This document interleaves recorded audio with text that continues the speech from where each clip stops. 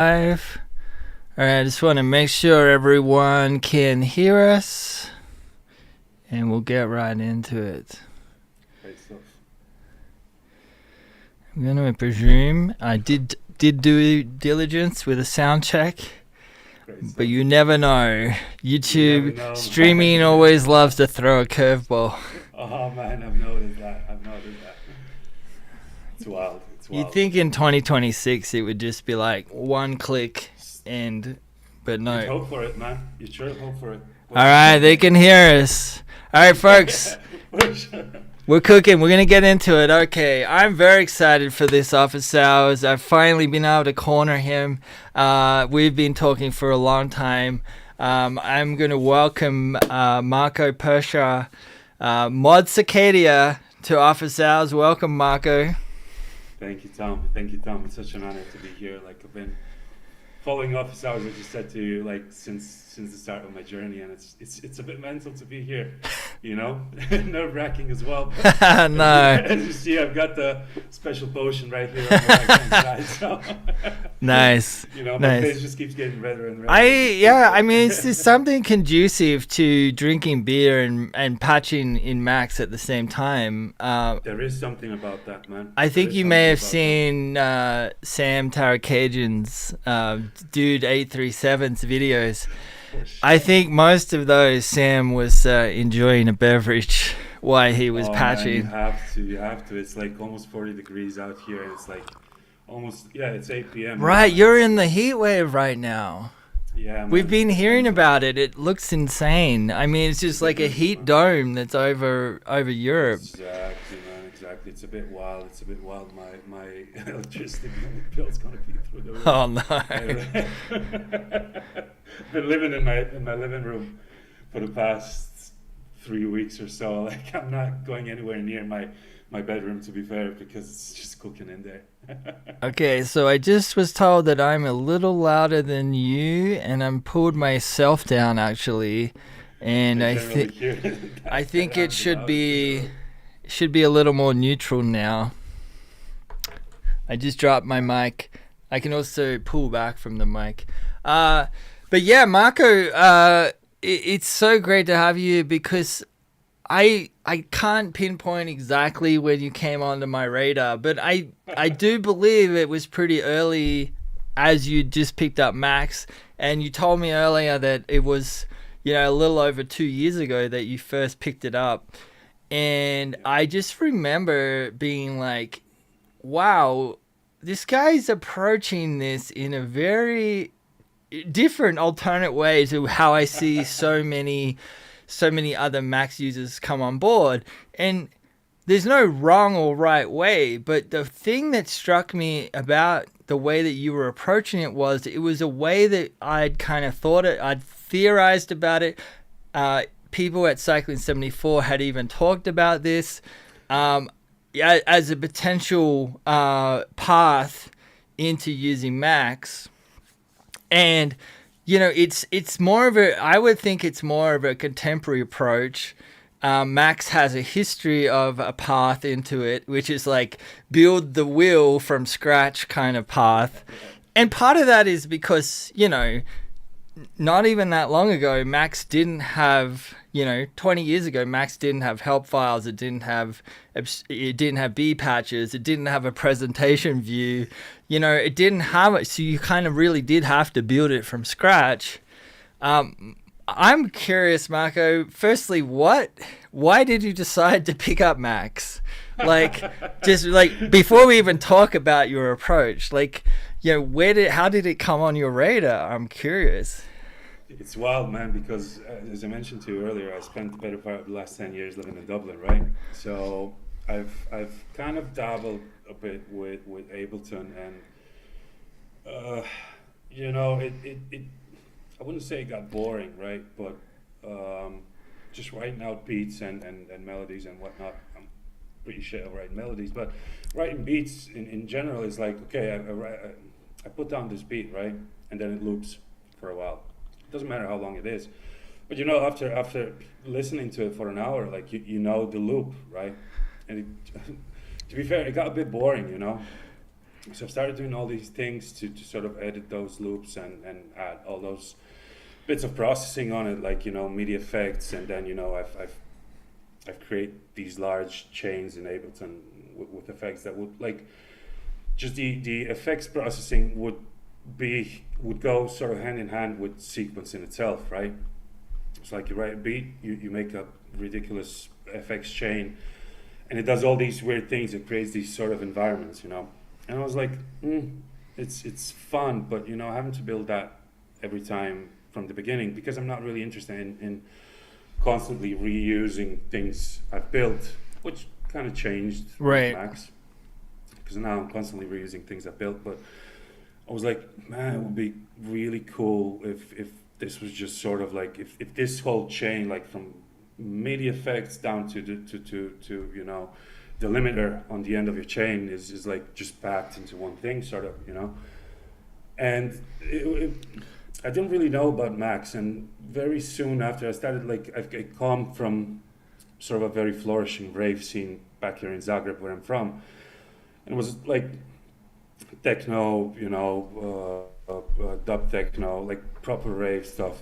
And you know, after a while, it was like, what can I do? You know, I sort of started with that, 4 on the floor, just get it out there, and it was fun for a while. But, you know, at one point, I didn't even know what a plugin is until late 2021. You know? Right. It was wild. And then I was like, okay, but is there anything beyond this that I could use? You know, I didn't really know anything about sound design or anything. I was just experimenting. So I remember it vividly. Like, I took in just a single track operator in, and I just started messing with the knobs. Yeah. It was like, man, this is sound design, right? Or whatever it's called. Like, this is amazing. It's just getting all these weird blips and blops and whatever you might call it, you know? I mean, operator is one of those synths in Ableton that I think does lend itself well to just, you know, holding one note and just holding one note and just, I mean, it's a classic four operator FM. Yeah. Just a beautiful synthesizer. Shout out to Henke, man. It's just a beautiful synthesizer. It was sort of my gateway, and, you know, I've started, you know, dropping loads of modulation on it and getting all these weird sounds, and I was like, man, it's like there must be music that sort of correlates to the thing that I'm starting to get interested in. It's wild, because at the time, in my YouTube suggestions, there was this video from a channel, I think it's called Deep Cuts. It was like a deep dive into Autechre, right? I didn't know who Autechre were, didn't know anything about it, and I was avoiding the video for quite a while. Meanwhile, trying to find some source about, okay, what is it that I'm trying to do? Is there somebody out there? There must be somebody out there who's doing it better than me, right? And I remember one evening I just was laying in my bed, and then I opened up the video and I was just shocked. And mind you, in the video, there's no sound. There's no tracks of theirs being played. I was like, man, the way this guy talks about these two dudes, it's like, it's just mental. Like, I have to check this out. And I remember the following morning, I opened up I don't know what it was it YouTube or maybe Apple Music or something like that, but I remember Cornfield, the cover of Cornfield caught my attention immediately. And man, I played Six Course Boys, and it's like, what the hell is this? It just blew me away completely. Like, I didn't understand it at all at the time. I just couldn't grasp it. But it immediately sort of gripped itself to a part of me that I couldn't quite, you know, put my finger on. But it was like, there must be something to this. Like, and I remember listening to it on repeat, you know, on my walks, at home while I was working. Like, it was just the same track over and over again until it clicked, right?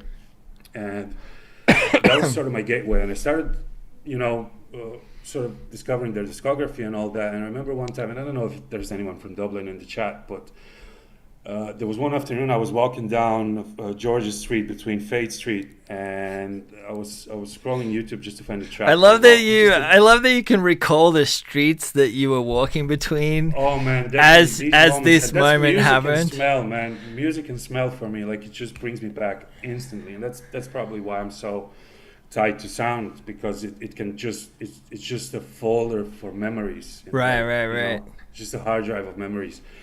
And I was trying to pick a tune for a Sunday walk or whatever it was. You know, I was just going to grab a pint by myself, and there was this video where somebody said it's like Authaker system leak or something like that. I don't know. And it was the video that we've probably all seen of Sean messing with the system for the 2022 tour or something like that. And I remember I was just frozen in my tracks. I just stood in the street and was looking at that system. I was like, what the fuck? Sorry, my language. What is this? Like, Max. What the hell is Max, right? So I've started, you know, digging a bit into it. It's like programming and all that. And listen, I'm a guy who usually in primary school, first grade, you know, everybody has an A in maths just because it's first grade. You know, I've had a B in first grade, so like I'm trash. It's okay. It's okay. So I completely removed that from my radar, but I was extremely inspired by the sound and everything, you know. And at the time, I just started sort of discovering VCV rack, and I would sit in my room. Tom, I tell you, like I'd sit in my room for hours on end, just patching these wild systems. Like I didn't really know what anything was doing, but that's sort of the joy of it, because like, what if I do this? And that's magical about a software system, because you're not going to necessarily blow your laptop up if Right. you patch something in the wrong Yeah, mode, totally. right? And I was getting these wild sounds and all that, but I was thinking to myself at one point, you know, and this is, you know, I'm sort of skipping months and months, and sort of late 2023 or something like that. I've moved to Portugal with my fiance, and I was looking at like, okay, I was going through a rough period just ahead of that, and it was really, really hard to me to get back into, you know, opening my laptop and kind of doing some stuff. And I was a bit frustrated when I started getting back into it. I started putting together a system in VCV, right? It was just a bunch of modules, but you know, the trick is the modules get updated, or they get dismissed, or you know, just updating ceases or something like that, and then your whole system collapses.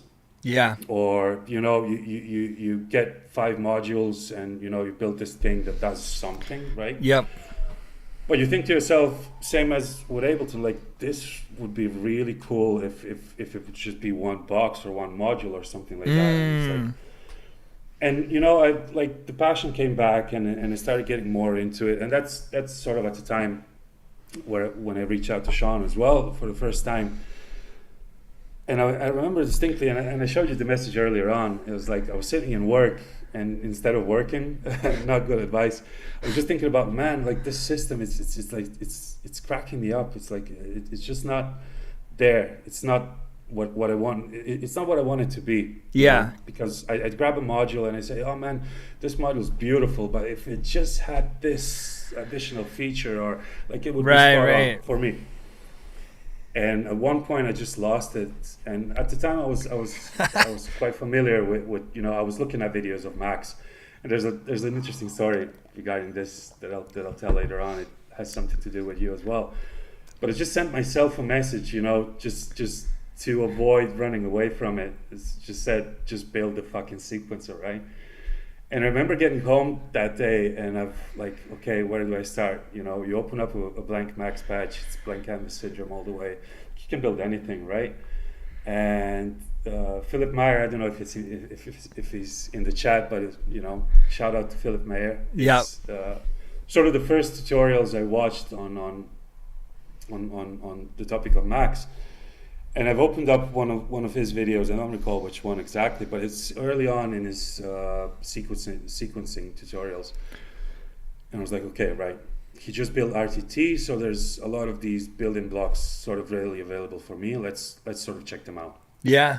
And I sort of approached it like the first few things I've built were just like, it was all RTT. Yeah. To be fair. Yeah, I think that's where you came on my radar, if I'm recalling now. I'm like, okay, yeah, that makes sense. Like, yeah.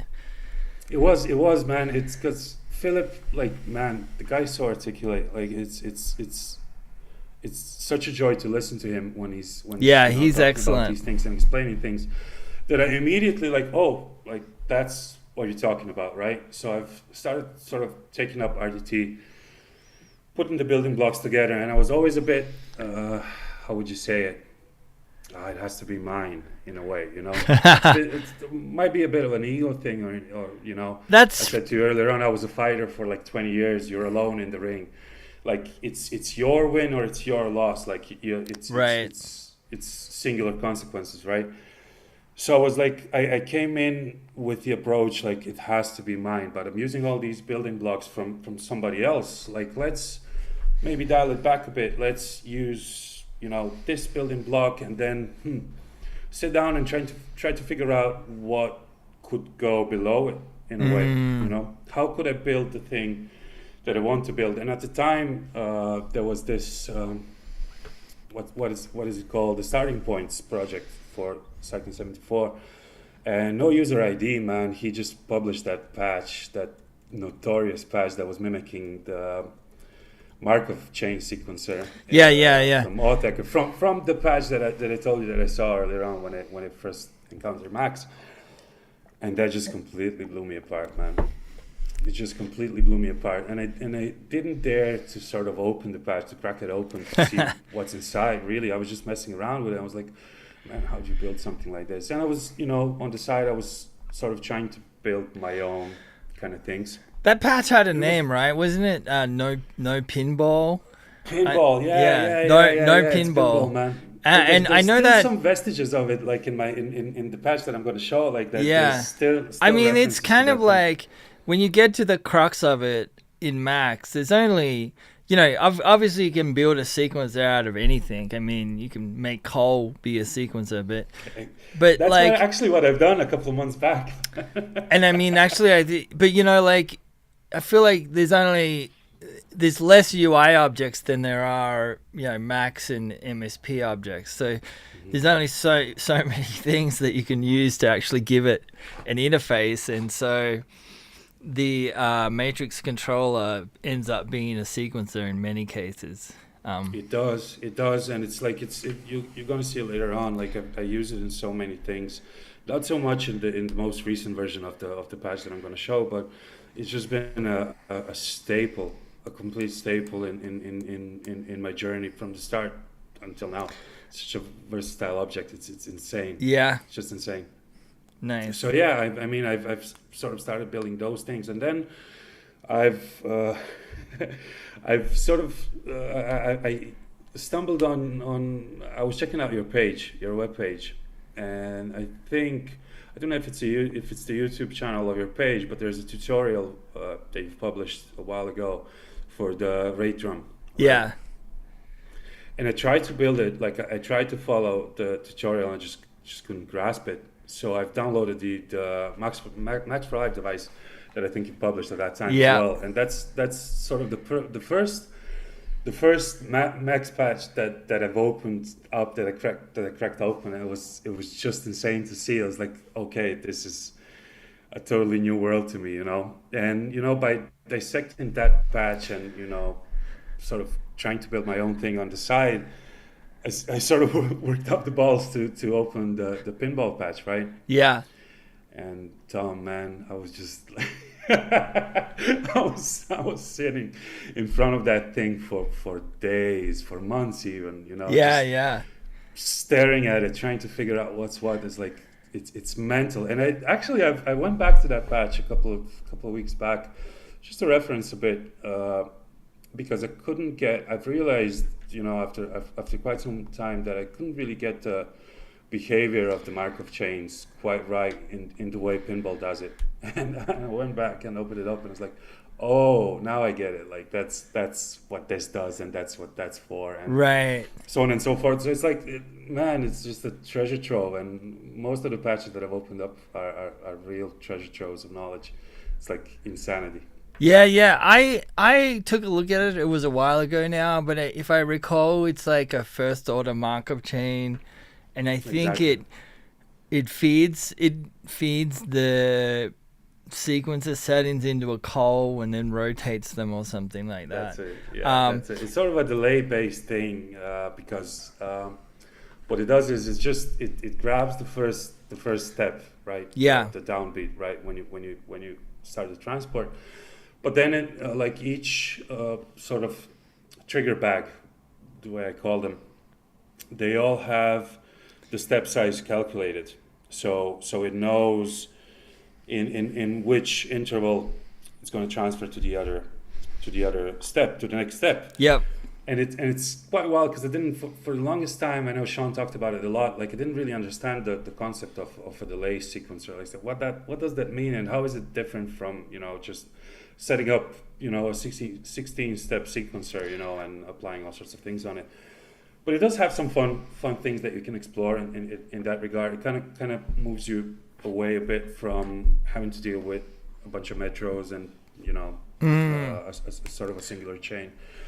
But I'm not really using that method as we speak. But it kind of opened my eyes to exploring a bunch of different things, which I'll actually talk about later on. It sort of triggered something in me that made me want to explore other ways of sort of escaping that metro or phaser mentality. Breakout. So like just events over events over events, sort of like a recursive chain that can be as linear or non-linear as you'd like it to be. So right. It's always something. Marko, we have a question here. Someone was asking what fighting disciplines did you practice? Beautiful, man. Completely off topic. But I started off when I was 4. I'm 31 now. And I started when I was 4 Wow. with Taekwondo. Yep, Man. yeah. I tend to say that. You practiced for a while then. That's all. I mean, yeah, man. That's excellent. It's almost over 20 years. Yeah. Over 20 years. But I started with Taekwondo, which was quite big where I'm from. It was a really big sport at the time. It was a really big art. And I did that on a pretty high level for, I don't know, almost 15 years or something like that. And then the whole game changed a bit to a degree where, it just didn't feel familiar to me anymore. And I've sort of transitioned to Thai boxing. Yeah. And that sort of fit the bill for me much better than Taekwondo ever did, because I'm not that, I'm 6 foot, but I'm quite heavy. Right. And the guys in my weight classes were always, like really, really tall, skinny guys, and it doesn't really work to your advantage when you're doing a sport like Taekwondo, because it's primarily a kick-based sport. And then Thai boxing was a much better fit for me, because you could really get into the weeds of it and use your like weight to your advantage. That's it, man. In the clinches and the sort of there's a bit more wrestle and tussle in it, right. than it would be in Taekwondo, right? And then I moved on to MMA, which I never really enjoyed grappling that much. I've tried doing. I still do jiu-jitsu occasionally, just because my limbs are broken apart from all the years. So like jiu-jitsu is a bit. It's sort of the gentlest, which it's called. I personally, it's always something I've thought about taking up, because the art of Brazilian jiu-jitsu, I think, is like, and the philosophy is, it's strangely related to Max, I feel like, or something like. It is for sure, man. Yeah, much more than your classic stand-up game would be. Yeah, it's like logic based. Yeah. It's like gates. It's almost like gates. Right. It's like how does the signal go about downstream? And it's like more. It's very, very much like chess. And we have I mean, I don't know if you know, because he left Cycling 74 a while ago, but it was a guy called Matthew Davidson. He may have seen his patches. It goes by the name Stretta. Oh yeah, of course, man. That was the man. Strader, well, Strader is. I think he's Strader is a black belt in Brazilian Jiu-Jitsu. And killer, I think he does tournaments and stuff too.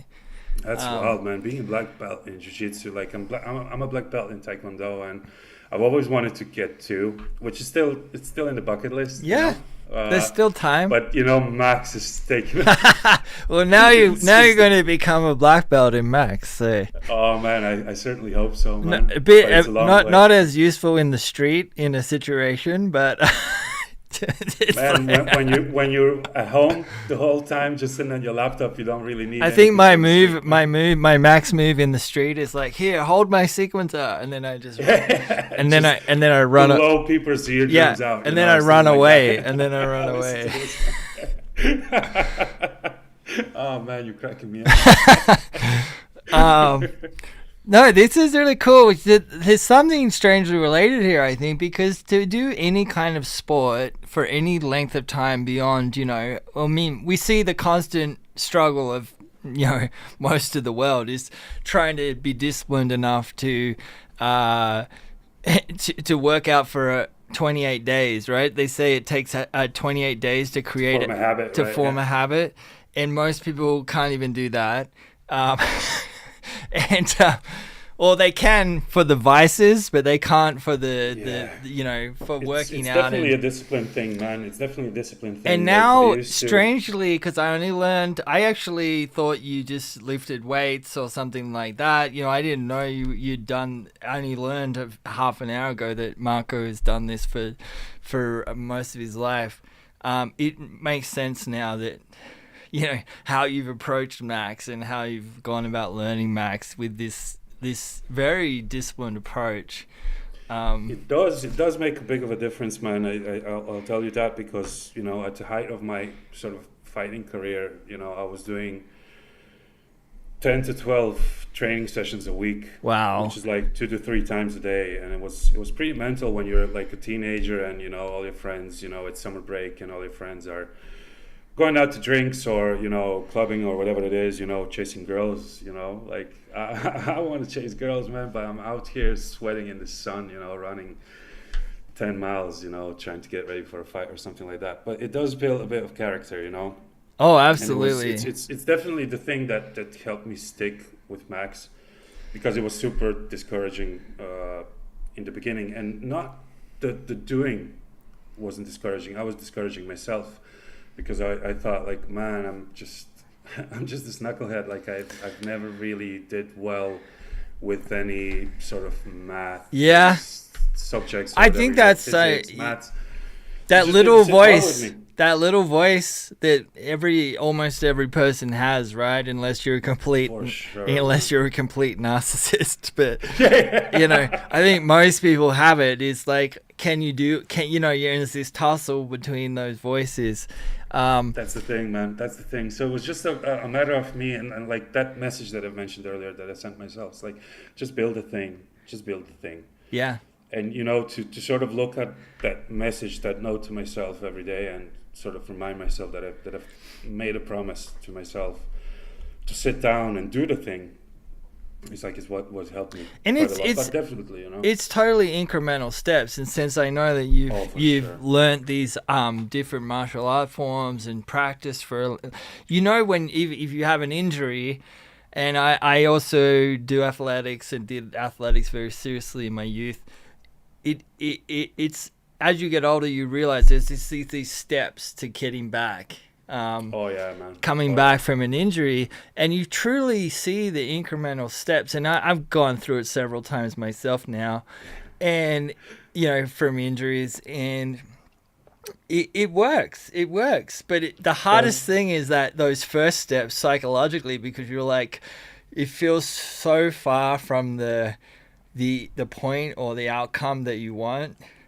But you just think it's not. you even have worth to it. kind of But just trust. There's nothing.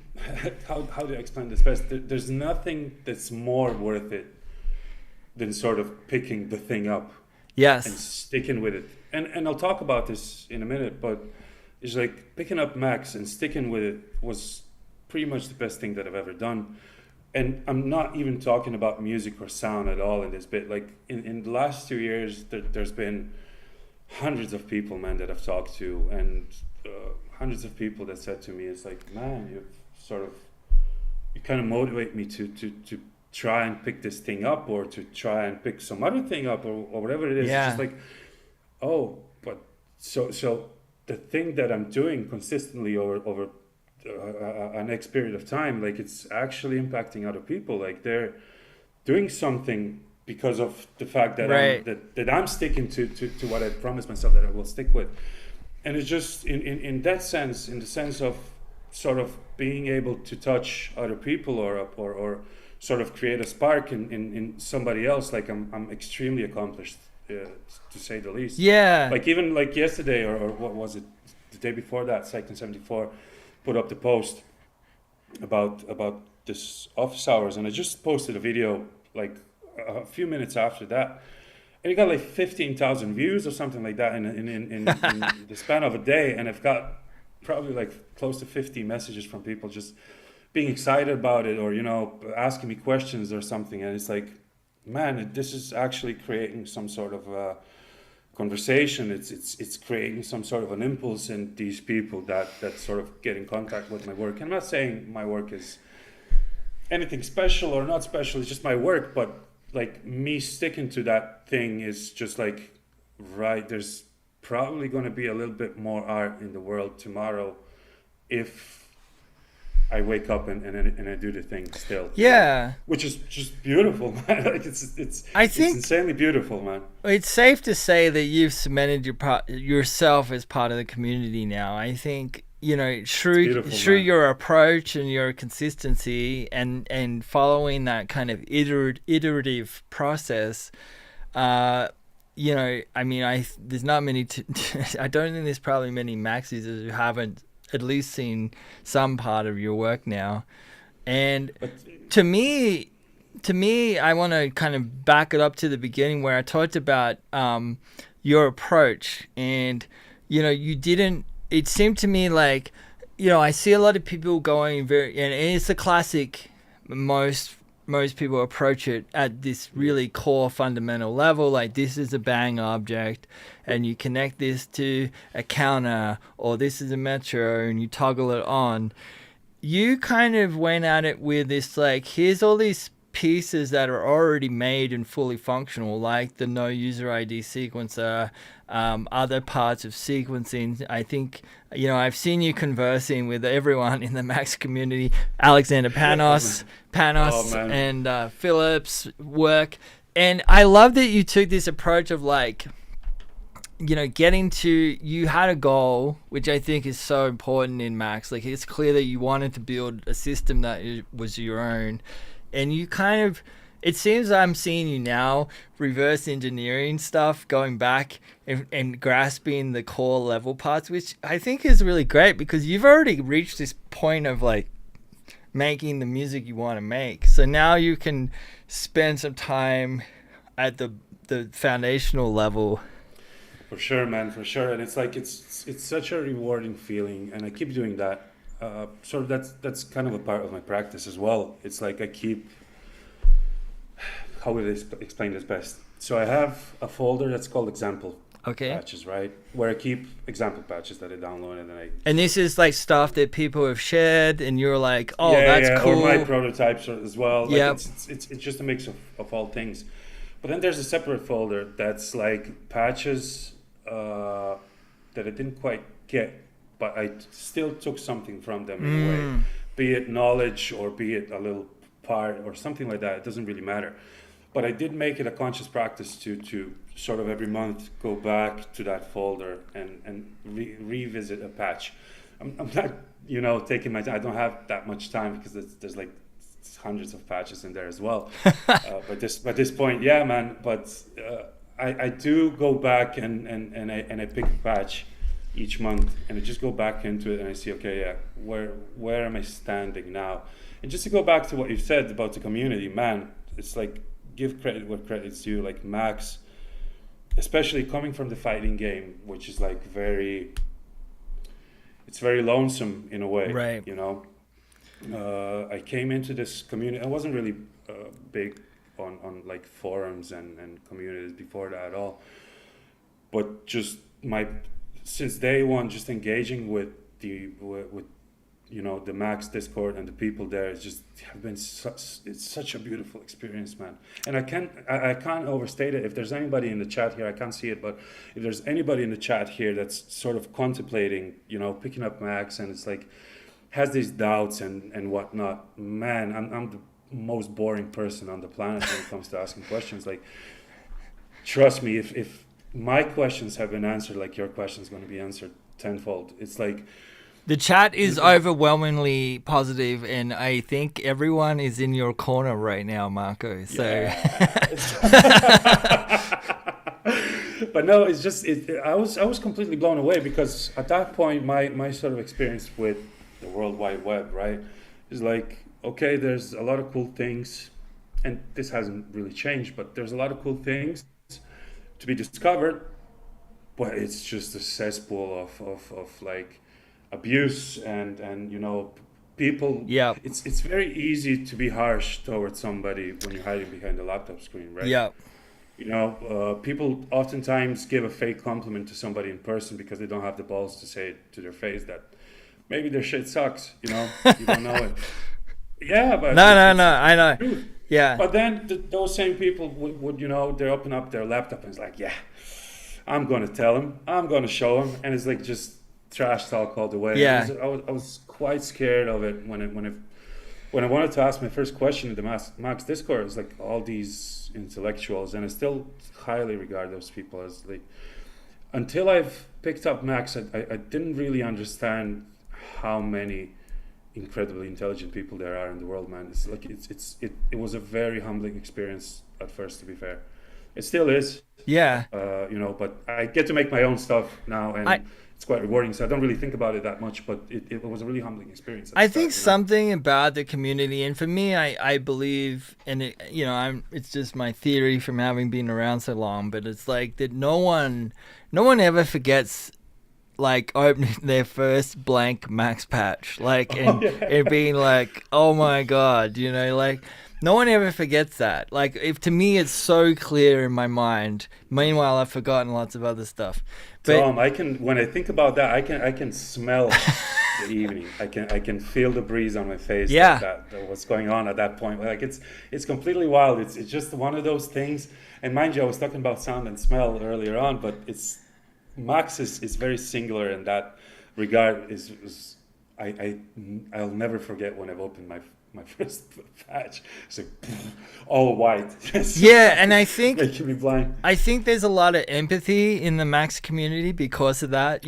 So everyone understands your journey, your hardship, your journey and movement through this world, but also like there's also just not this crazy competitiveness that is in other parts of the music world. That's the one thing that blew me apart completely, man. To be fair, I was expecting, like, I came in as a non-musician from a really rich like rave scene, and most people were DJs, right? They were playing records imported from the States or all over the place, but and it was sort of a toxic environment. It wasn't really you'd go in a club we weren't really going out at 7 p.m. we would go out at 1 a.m. in the morning and stay there until 9 a.m. or something like that. Go to the afters or whatever it is. But like, it was a dark vibe, man. Like, it wouldn't be like I remember there was one point that I sort of tried to form a connection with one of the DJs. I'm not going to name him, but he was, man, like, it was so hard to approach that guy. Yeah. It was so hard to approach that guy. It's like you're doing some divine mythic magic or something here that nobody else is allowed to know about. It's right. Like, you're playing these records that we all know about. It's just like I'm interested in it, share a bit about it, but they wouldn't do it, It was a very sort of edgy, kind of toxic environment at the time, but we loved the music, so we went out anyways, And coming in from that sort of environment into Max, which is sort of the first community that I've interacted with after, picking up music, everybody being so selfless in regards to their own knowledge, it was just wild to me. Yeah. It's like people creating externals, things like that. That was always my sort of train of thought. It's like you've made this for everybody else just to use, and Yeah. it's so freaking cool. It does these all these incredibly insane things, and you just you just shared it for free with everybody else. Yeah. It's like mind blowing, completely mind blowing to me. It's like, man, these people are so cool. Like he's way smarter than me, and he still chooses to not be this kind of dark persona mystery type thing. And Yeah. even Yeah. like, talking about that Authaker, like I know historically they were like known for so much mystery surrounding the process and whatnot. But at the time when I started getting into Authaker and all that kind of stuff, it's like Sean was already on Mastodon, and that's how I got to know him as well.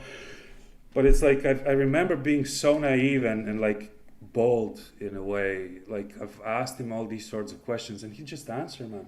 Yeah. Like he just type it out a paragraph, like a guy who does all these shows and prepares all this material and does all these things, and like there's so much fog around all of that they do. He's just giving it out to me. Yeah. And some of it might be a bit cryptic in the beginning, but it's just a lack of knowledge on my end, to be fair. Later on when I went back, because I took screenshots of all of that to sort of go back and revisit that advice that he gave to me. It's like, oh shit, but that's what he meant. It's like Yeah. so straightforward. He Like literally just draw it out Sean's and- pretty forthcoming with information. I think maybe the general global concept of them being mystical and is maybe more manufactured by other people than them themselves. They're, in my experience, For sure, they're man. pretty approachable. Oh, yeah. And yeah, well, Sean's not going to make the patch for you, but Exactly, yeah, he's but, pretty happy it's he's pretty happy to share details. Exactly, man. Exactly. Which it helped immensely because this is wild. I don't think. Sorry, I don't think I've ever said this, but the way I got into Max was, man. I'm like, I think no user ID just published the thing, the copy of sort of the Erzat's version of Autechre's system, right, with the colors and all that. And I was like, man, this is wild. Like, I'm gonna build this. I don't know the story there. If it's an exact copy or one for one or a I think it's more of an approximation of have. It is because I've like the way I've when I've talked to Sean quite a lot about it, and I've read everything there is to read about their system online, sort of get the grasp on it. And I think I've read their AMA on what's the page called? I can't remember. Mod Wigglers or whatever. Right. I think I've read it like 20 times or something like that. But it's like it's two quite different systems based on the same sort of concept or idea, but they're very different from one another. But the thing is, it doesn't really matter. Yeah. It doesn't really matter because they behave in a very similar way. So like the background doesn't really matter as long as it works. And I have a system like that built and ready to go. It's completely functional.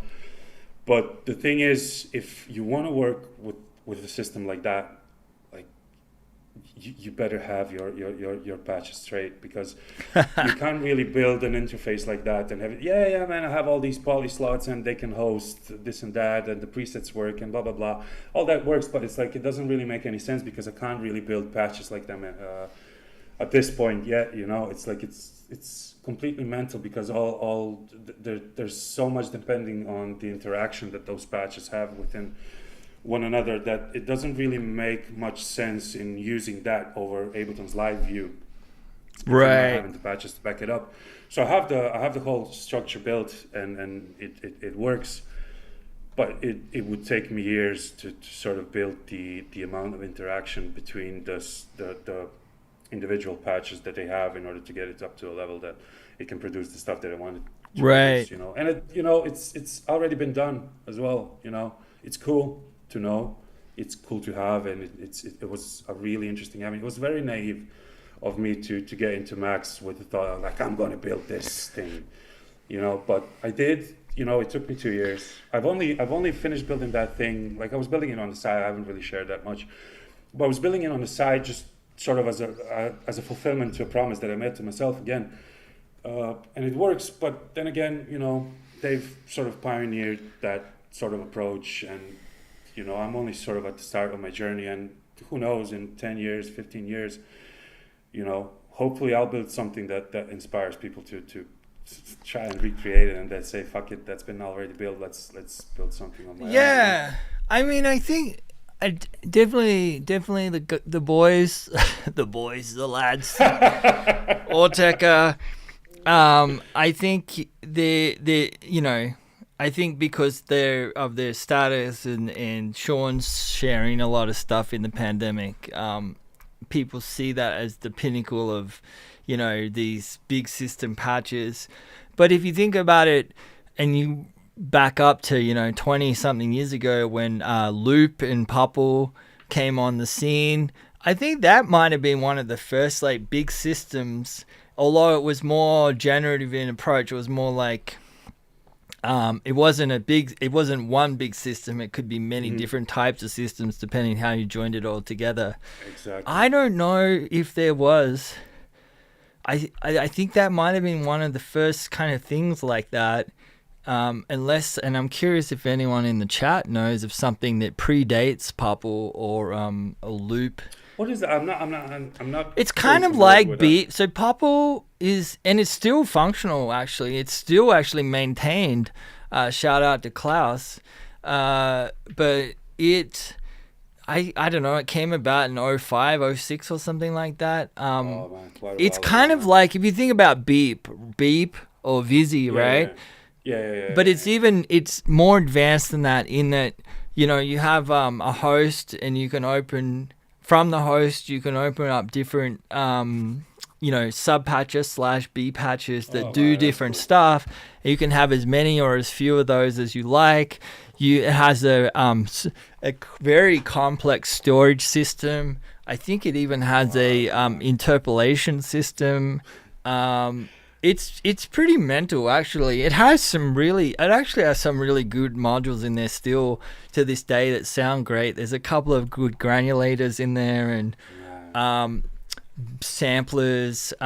Folks I know that used it at times, and like Tim Hecker, Finez used it to some degree. It's been used a lot over the years, but I think it was really one of those. It was one of the first like Max systems out there. That's intense, man. Building that stuff in 05, I can only imagine how much knowledge that takes. Has this been others since? I think there was one like, I can't remember. It was like Merc DSP or something. I think there's actually, I think there's a couple in the package manager too. But oh man, I picked it up. I probably came across that stuff because I've taken the not the package manager. I was thinking about the examples in Max. It's also just a treasure trove of things that you can just look into. And that's what you like. You seem to have this uncanny ability for finding those things, Marko, and then leveraging parts of them into your system, like relatively quickly. Actually, it seems. It's since I came into Max without really having any conceptual knowledge about programming at all, I didn't really know. I've had a few months experience with VCV, which helped because it's also connecting stuff. But in Max you can't really just throw in a bunch of stuff and connect it and expect it to do the thing, right? You really have to have some method to the madness, right? Whereas in VCV you can just it will either make a sound or it will not make a sound, right? But what sort of helped me is I've learned by looking, by sitting in front of a screen for 10 hours and just trying to figure out a little bit of patching in somebody's patch and trying to understand what it does. Sounds like half my life. Man, it was incredibly exhausting in the beginning, but I've become quite good at sort of unpacking things and I have certain methods that I use, very simple ones that I use to sort of realize what's what, and I've sort of developed this method, and I don't necessarily have to use it anymore because I've amassed a certain amount of knowledge that allows me to build things from scratch. And these days I mostly do that. Yeah. I've rebuilt most of the patches that I've used, or most of the bits of the patches that I've used. I've rebuilt them, and that's sort of another promise that I've made to myself. Like I can't really. Each bit of patching that I've ever borrowed from someone. I'm sorry, my dad's calling me. He knows I'm. Let's bring him on the stream. Yeah, it's like every bit of patching that I've used or that I borrowed from someone, I've made it sort of a requirement for me to understand it and rebuild it. I think there's something important there too, because you've already associated or already determined that you like its functionality, right? But you don't fully comprehend how it works. And so you're already using it, you're happy with its results, but then you want to fundamentally understand how it does its thing. And that's kind of what's really cool. What I think's cool about that is you have the incentive already to understand it, because you're like, I like this thing. Let me just work out why it does what it does. And then the knowledge is there. Then you have the understanding. Then you can even, put that knowledge onto other things. And that was sort of the thing with me. Well, the first thing was always like, okay, let's see what these 5 objects in conjunction do. What's the result? What makes them tick in a way? But then, okay, I've understood that. How can this fit within a patch that I'm building or a system that I'm building? And then the follow-up question to that is, okay, but how do I rebuild this? And like the challenge is in that I want to rebuild it not in the same image in that I borrowed it with. It's like I want to build this thing so that it's my thing in a way. But there's much less ego in this regard than it was, in the start of my journey. Whereas, right, I want to build it because I want to know how to wield the knowledge. Yeah. I want to know what else can it do, because a simple object, I don't know, man, you name it, call, which is such a versatile object. I mean, I built sequencers with it, I built paging systems with it, I built I don't know, man, I've built a whole preset system with call. It's like there's so many different applications towards it. And I you might stumble, and I remember clearly when I stumbled upon call for the first time, it was like there's this snakes type sequencer that loads in sort of if a normal step sequencer is 1 to 16, then you can change paths, right? So it would go like 1, 2, 3, 4, 5, 16, but then it would go 1, 5, 7, 8, or create all these different paths, and those paths were saved in a call. And I was like, okay, that was my first sort of kind of meeting with call. But then, getting familiar with how that bit of patching that was producing that result was working made me sort of, it was a necessity for me to learn more about call as an object. And that, completely opened up 100 different avenues to explore, as opposed to just using it that way and appropriating somebody's patching into my own. It's like, okay, yeah, I'm not using that bit of patching anymore, but I've built 10 different other things that do 10 different other things from just trying to learn what that bit of patching does, which is completely wild. Very cool. Very cool, Listen, Marko. Tom, I know this is probably not common. I've never seen somebody ask for a toilet break in within the office hours. Oh, you need a toilet break? Yeah, man. Well, hey, how about this? Why don't you flick to screen share, turn on your patch. Oh yeah, you can dissect it. We can listen to the hold music. Oh yeah, for sure, man. That sounds like a good idea. Yeah, this is a great idea. All right, you guys see my patch? and then you can take off and come back in a few Cool, minutes. man. Listen, here's what I do. I'll sort of. Can I do that? Stop video. Well, I hope I'm not gonna murder the. Let me just check this for a sec. Yeah, I'll turn off my video real quick, and I'll just play the start of the thing that I wanted to play initially.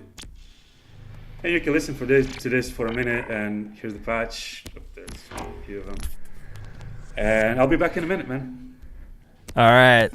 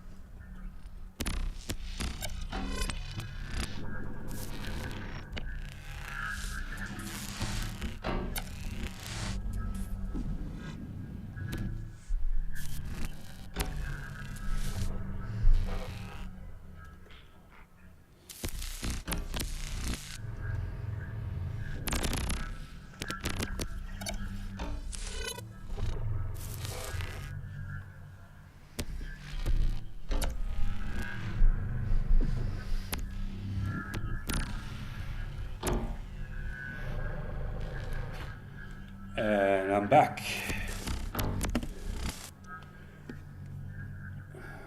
All right. Right. Can you guys hear me all right? We can hear. That's great, man. Right. So I've played a bit there. I'll play a longer bit. All those preset slots you've seen. Yeah, there's a couple of questions that have come in. Yeah, for sure, man. One question is what was your aha moment where it all clicked? Do you recall? Oh, man, that's a tough one. Yeah. I think there's aha moments every day, to be fair. Right. The way I'm approaching it, there's aha moments every day, because once I got it conceptually, right, when I realized like sort of the topology and sort of the basics, yeah, I just started getting these ideas, man. And it wouldn't stop. I just keep getting ideas all the time. And even now, it's like I'm preparing a live set, which I'll talk about in a minute. But it was very hard. And I know with the release of your latest album, Tom, you've talked about it a lot in one of the interviews you've done. It's like trying to make time for just making music and just leaving the patch to its own devices. It's like, it's incredibly hard, man. It's incredibly hard. And I find myself doing little edits and bits and pieces like almost every day. But like the aha moment, it's a tough question, man. Yeah, it's a really tough question. I'm like, thinking like else. I'm thinking like, what's my aha moment as well? But might as well, you know. But it's like there's so many things that I try to sort of unpack every day that, you know, there's always a bug. You know, there's always a bug somewhere, and you know, each of them is sort of a learning experience. So I tend to I tend to have these aha moments all the time, because still, you know, I'm not very technical in that regard. Like you wouldn't be able to have a chat about Max with me the same way you would have with, I don't know, the first person that comes to mind is Lisdexic, man. It's like you wouldn't be able to have a chat like that with me. I was doing this meetup quite a while ago where a guy came up to me and he saw me using a plugin. Shout out to Unfiltered Audio. I was using Spec Ops. Yeah. I'll talk about them in a moment as well. I need to give credit. I mean, they're old Max heads. In fact, they're on the they're Josh on the, and Mike. They've been here since day one. Yeah, they're on the beta list. They're old Max guys for sure. Like these guys, Josh especially. I'm talking to Josh quite frequently. Like that guy has shown me so much support over the past 2 years, and I'm actually taking part in an exhibition or whatever you might call it. It's like a thing that's going on in LA. It's going to be going on for a month in the LA Center of Digital Arts and SIGGRAPH. I don't know what that means, man. I have a couple of notes here on the side, but there's actually going to be a little composition of mine Oh, nice. there on.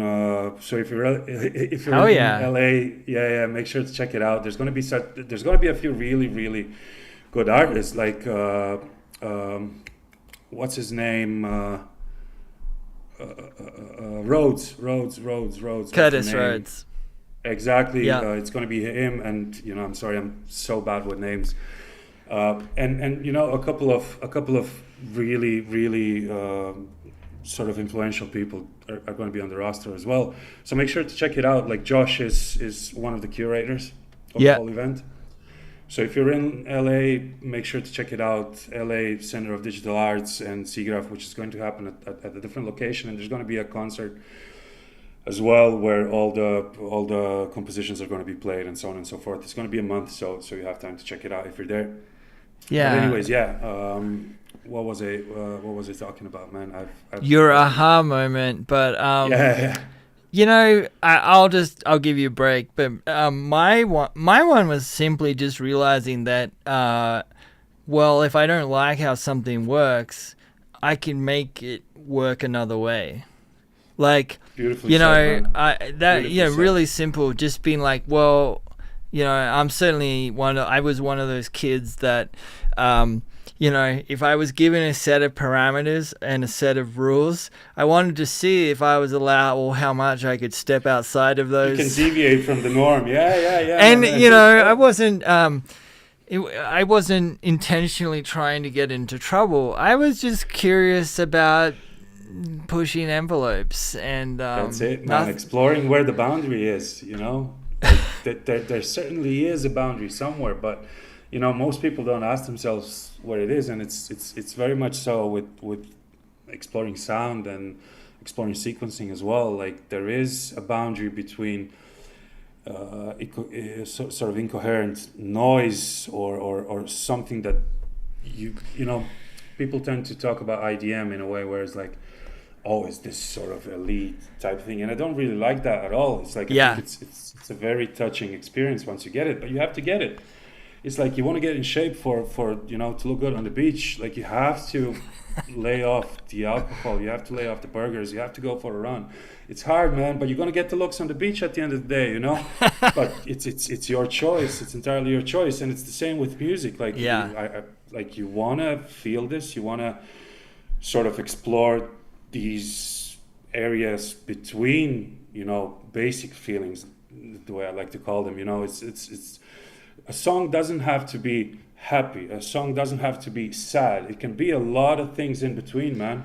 Yeah. And one of those things on that spectrum might take you into an area of yourself that you haven't explored before, which is the most interesting part of music for me. It's like, that's why I sort of got into these sounds, because I don't get musical ideas at all. Like, you wouldn't catch me sitting on a tram and humming a melody to myself and then coming home and transcribing that melody and sort of figuring that idea. But what would happen, and it goes along with the way I approach programming and music as well, is I would look out the window during the train ride or the tram ride or whatever, and something in a split second, something would happen. A bird would fly by the window, just as the sun, the rays of the sun were hitting the glass at a certain angle, and there would be like this building that has a really nice roof, and all those things combined. It's an environment in a way. Yeah. It's sort of an environment. It would be. It's safe to say that it would be a bit boring if it happened to you every day. Right. Like, I go past that point every day, and the same bird flies by, the rays hit the glass in the same angle. Like, it would be a bit boring. And it's the same thing I approach with. It's the same thing I do with music as well. I like to create environments to get myself surprised as well. Right. I like to create those sort of environments where things can just bubble up. It can be very deterministic, and it is pretty much. You'll see with my system. It's very deterministic. Well, Marko, should we get into the system? Yeah, 100%, there man. was a 100%. Might question be easier or to talk about yeah, that let's while open it looking up. into it. There was a question straight up that was like, are they tabs at the top? And I believe the answer is yes, right? Like, Not really, man. And the reason for it is mainly you. Actually, you've talked about it. It's been a while ago. Yeah. It's like mixer and parallel processing, Yeah. I mean, for which me, is that's a huge one. That saves a lot of. It's a noticeable drop in CPU usage when I leverage that. And honestly, that one works better for me than the whole running lots of stuff in Poly. oh yeah, 100%, man. Doing the poly thing, and I've actually ended up implementing Authecker's idea of, not idea, the process of having two polys and just preload things into the one that's not currently playing, and then just switching the downbeat. And that was, man, There you that go. was a nightmare. That was a nightmare to implement. But never mind. My patches, they like my CPU load is laughable. It's like 6%, Nice. 7%. You know, it's nothing. But the thing is just event ordering Right. and the way preset switches work, because I have a ton of B patchers. There's like just in a single, this I call this a trick bag, right? So this is a single step, and each step gives me a number of different options on how I want to treat it and how I want it to behave. So it would have your like basic options like probability. It will have swing, and then I can choose a swing amount and choose if it's going to be straight, dotted, or triplets. Then I can set a probability for that. Same goes for ratchets as well. Then I have a swing control that's specifically aimed at the ratchets that are happening. And then obviously there's menus. I have gates, right? So since there's no ratchets here, it's just a single gate, right? But if I do this, that's 100. That's a lot. Then you'll see there's a bunch of these little gates that pop up, and I can sort of make a pattern. I can make the sequencer play just one step and sort of make a pattern out of that. Because if I set this to like 25 re-triggers, and it goes off, and it's just a pattern in itself ultimately, and then I can have the re-trigger value, so I can sequence on each revolution of the sequencer.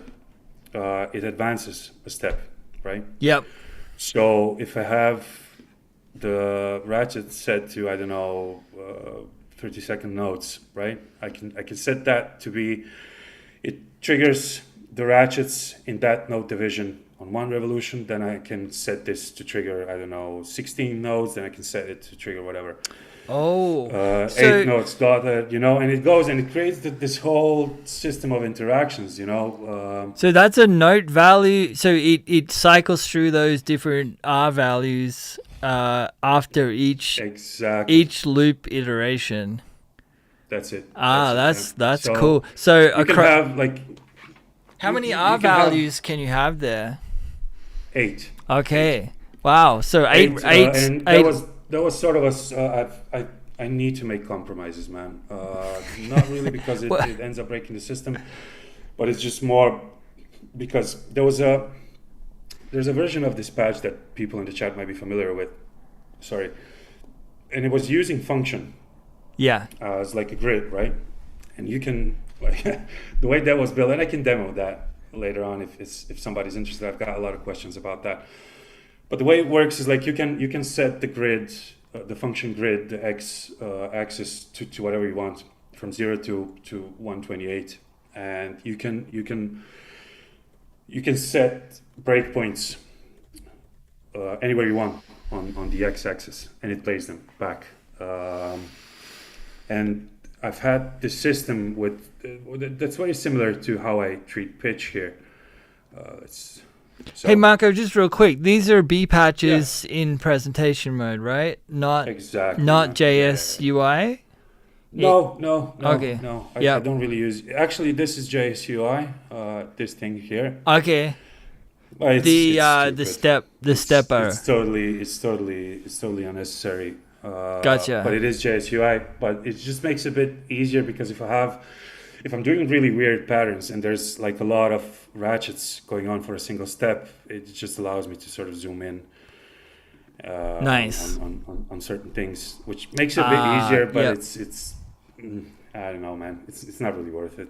You know, you can do the same thing with multi-slider. But the thing with function, it was just tedious, man. It was just tedious to program because like there's so many options that you sort Right. of you end up sitting at, you know, and there's 8 functions per patch, and it's just it's a bit of a hassle, you know, trying to figure that out, and it was hard to see as well. So I've settled for the option where, okay, I'm not going to have, because what's happening here, it's sort of a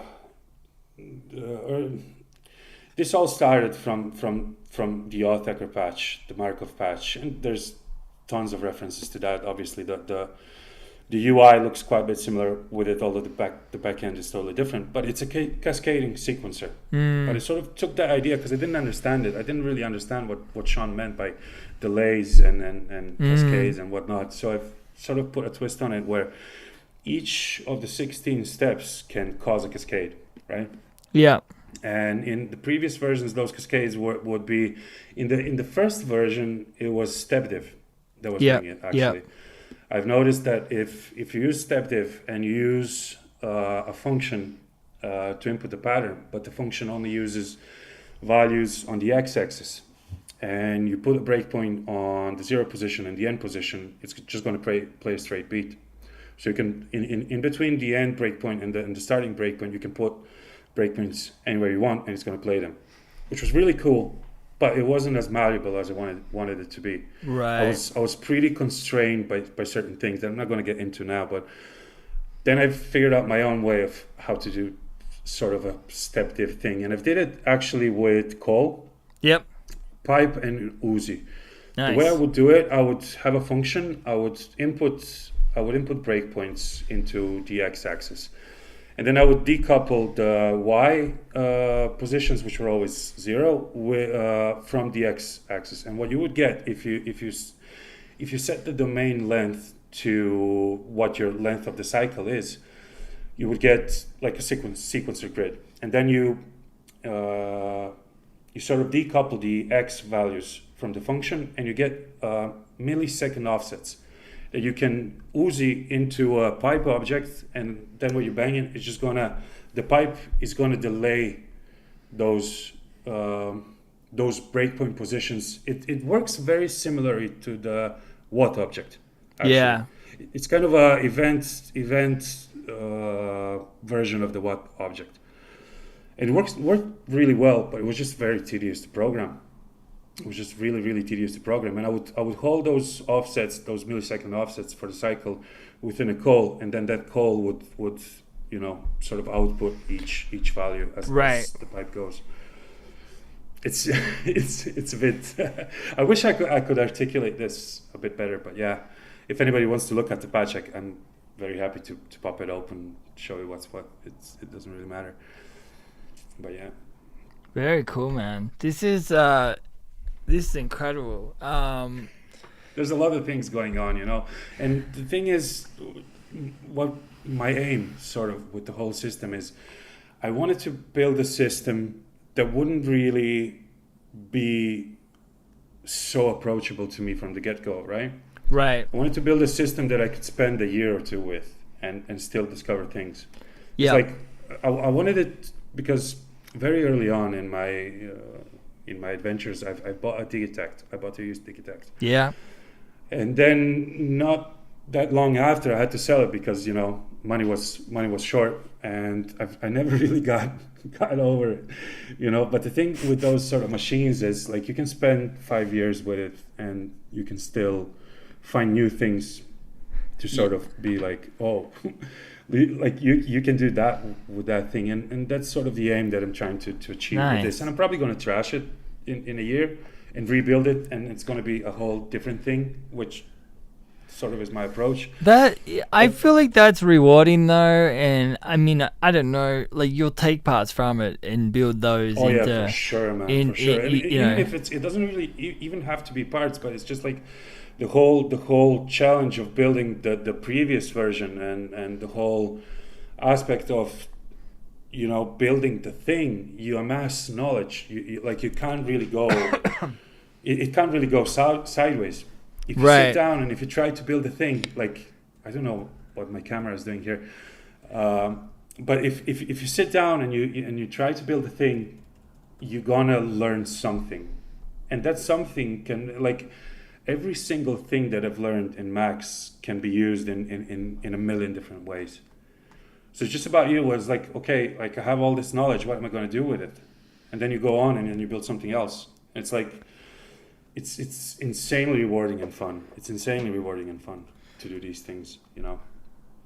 Yeah, there's something about, I mean, I always feel like if you can get to a point where you build a system and it's got to a point where it can surprise you, Exactly. like Yeah. like you're making something and maybe you change something and you're like, whoa, I never knew this thing could even do that. I mean, That's it, man. that's kind of a special moment in particular in Max, Beautiful, man. especially because usually you build things up, you know exactly what it's going to do, you have a high expectation of what the outcome will be.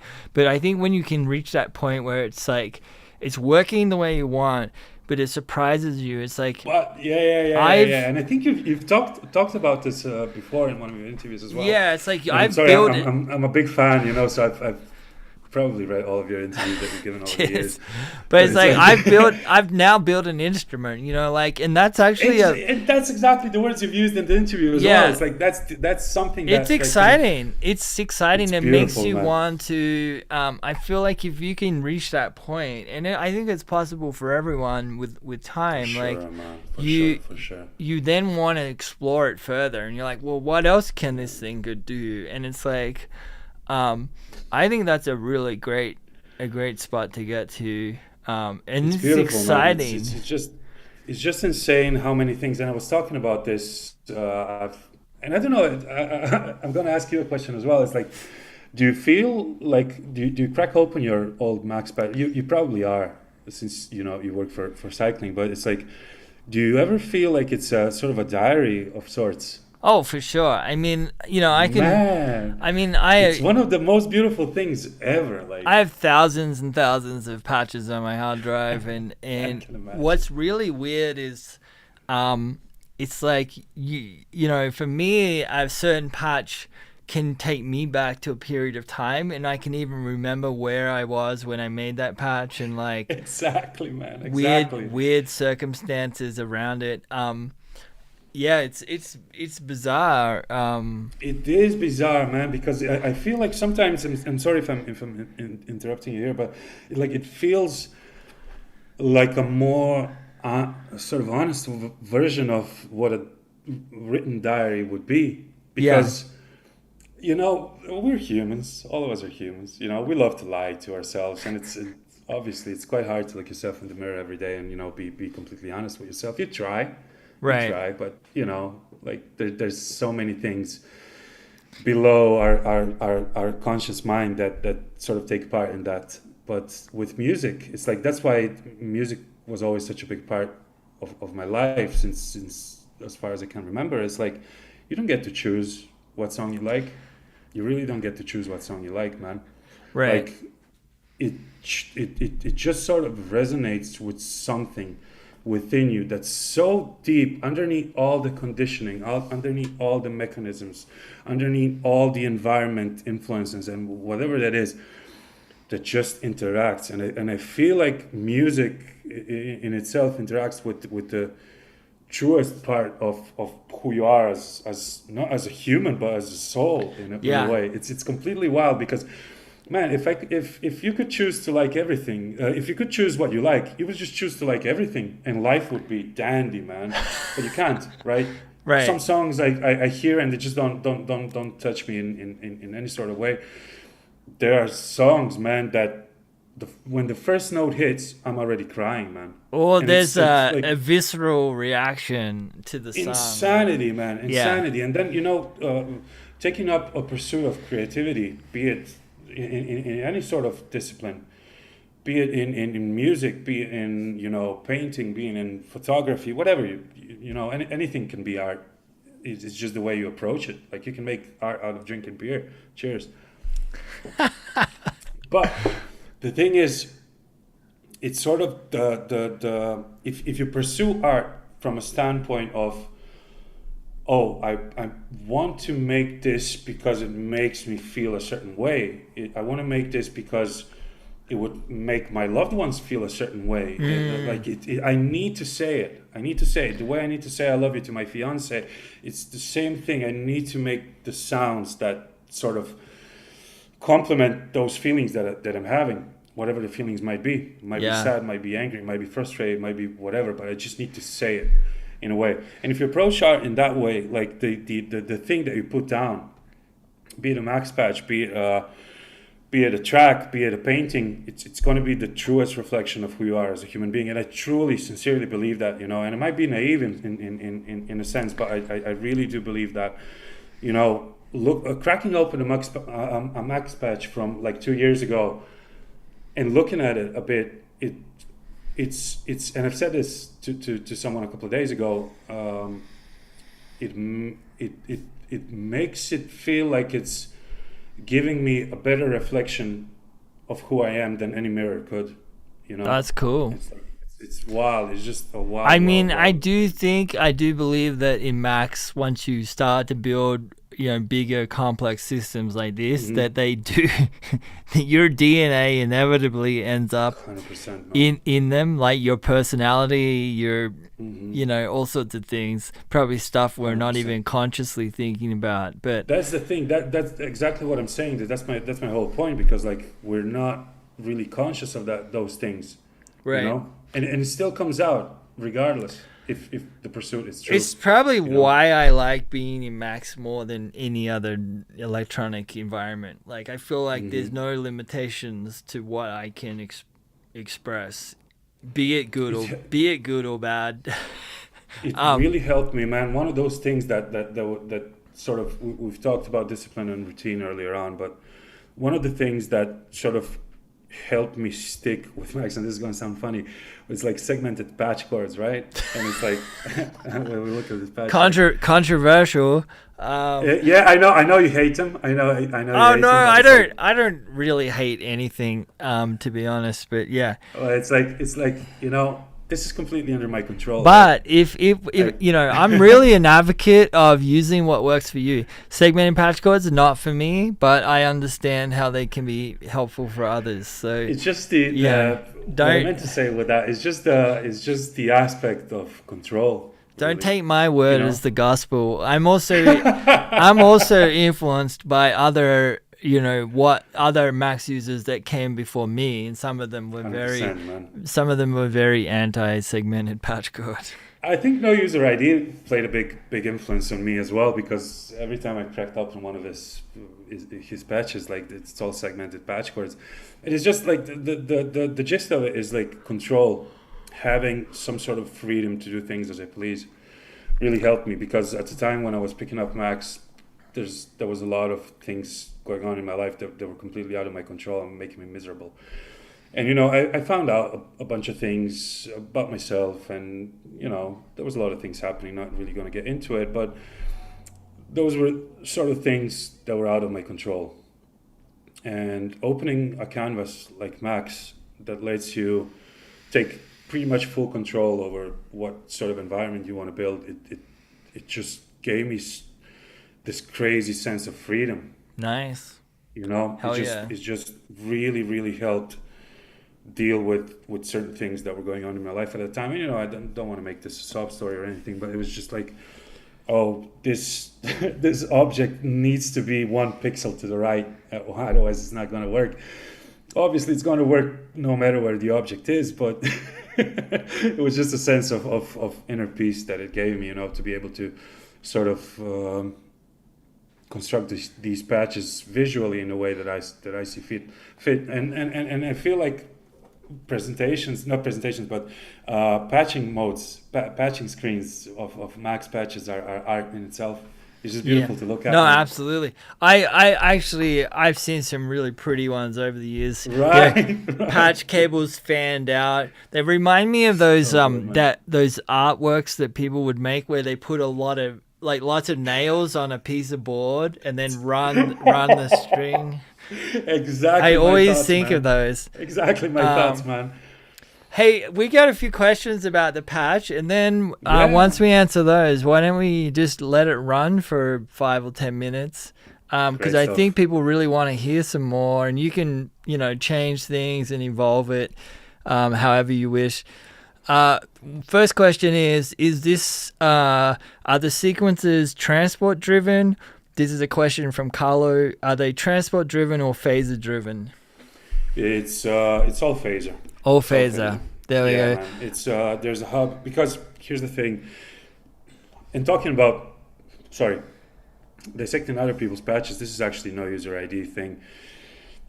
He does this thing where he sort of makes a version of what, but in a way that keeps each counter across a bunch of different patches consistent to each other.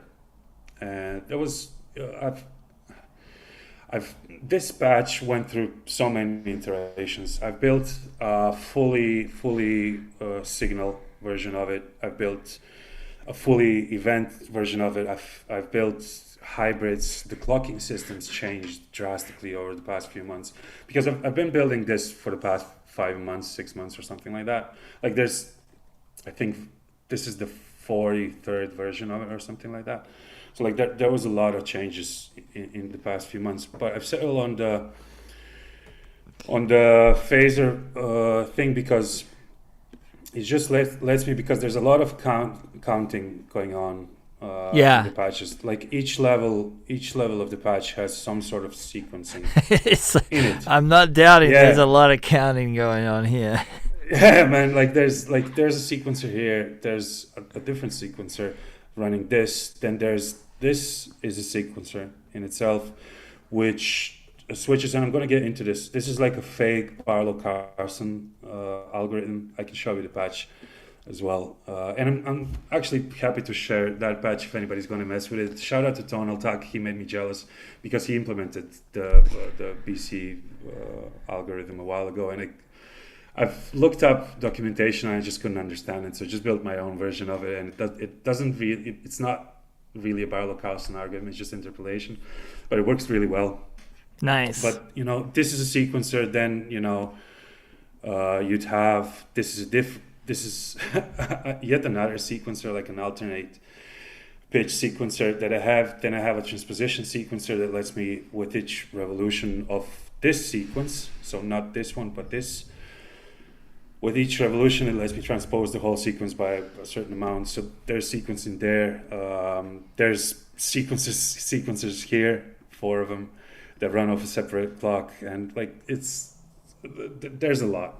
There's really a lot. There's a morph sequencer that morphs between stages of different sequences along this line, so it Damn. interpolates between different sequences and so on. But yeah, it's all phaser driven. It's just easier, man. Awesome. Awesome. There you have it, folks. Phaser driven. Yeah, I think a lot of systems are once you get to this level of. It does get converted. It does get converted to event Yeah. very very soon after. But it's just it keeps the count consistent. I think that's No not matter. that uncommon to end up, phaser driven, but flip to events at some point. I mean, and Yeah, yeah. it's actually I I did make myself do this a few times, but like go audio driven all the way. But It's a pain to maintain, it's man. a At least pain, it and was. there's actually some compromises you have to kind of make Yeah, that aren't necessarily ideal, and for me that limitation wasn't worth the additional sample accuracy. Like it yeah. didn't even really lead to any perceivable You don't get it. timing accuracy that was important. And so I was therefore just kind of like hurting myself by trying to take that approach. Yeah, it was the same thing for me. And I should say I don't like there is audio, like all the audio is coming out of the hub. The hub is really bare bones. Like it's just It's just the tracks Yep. and a bunch of. It just stores a bunch of presets, right? Nice. You know, it just stores the preset number, so I can have multiple instances of each patch that all get recalled the way they should. But Next question. We do have another question. yeah, let's go. What's the we know it's the nodes object, but the flower. Someone was like, "What is the flower doing?" Right, that's really cool, actually. And shout out to Luis Keller. This is Yeah. very, very sort of modded patch, modded version of a patch that he shared. We've sort of collaborated together, not really together, but we were part of the starting points. Oh, yeah. Thing almost 2 years ago now, man. That was very early on, and that patch was just horrible. But then again, he shared this like Markov thing, but instead of using the matrix, he's using multi-sliders. So these multi-sliders basically determine states. They set states, and it works like the output of these is very much the same as the output of what you would get from a matrix control. But the thing is, with the flower, it's just instead of just setting these states by hand, I can sort of do this and like morph between different states, Oh, I love it. So that's pretty cool because you can, and these aren't pattern enabled. Yep. These are sort of improvisational sequencers, 4-page sequencers that I use that allow me, because the upper part can get really weird really quick. Yeah, no, totally. And sometimes I want to have like a steady pulse or a steady groove on top of that, sort of to kind of grip you, to tell you where what is, and sort of tie the rhythm. And then I can on the fly I can use one of these to dial in like a rhythm or something that I want for a given step or trigger or whatever it is, Yeah, nice. And I can set like a bunch of notes here. Yeah. Like there's 2 pages to this, like velocity and duration and pitch and octave. Love it. And I can set like 6 notes that I wanted to sort of perform the Markov operations on, and then I set the states. But this is quite fun because I can rotate the states quite easily, as opposed to with the matrix you have to dial it in. So it's a bit more precise, this one. Yeah.